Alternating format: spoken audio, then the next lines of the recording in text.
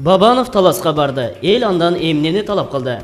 22 октябрда президентке талапкер Өмүрбек Бабанов Таласқа барып, ел мен жолугушты. Талас облысындагы 4 районду түрө кыдырып жүрөт. Баарына рахматын айтып, ыраазычылыгын билдирүүдө.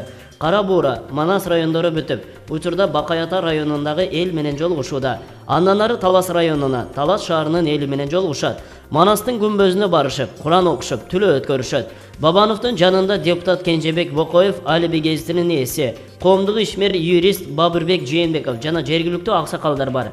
Анын барган эле жеринде Алмазбек Атамбаевдин абыке Көбөчтүн тукумдары деген сөзүнө эмне унчукпай койдуң?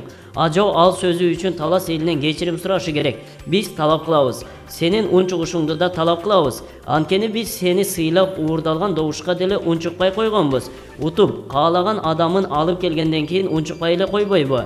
Кайра бизди кемсинтип, абыке Көбөчтүн тукуму кылып койду. Биз ага эмне кылдык? Ажоо жакшы сүйлөп койгонсуп, аны КТРдин Алато 24-нөн кайра берип жатат деген маселе көтөрүшүптүр.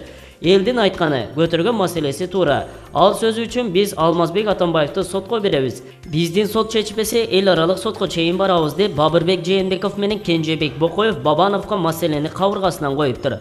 Элдин талабына акыры Өмүрбек Бабанов көнүп, колдоптур.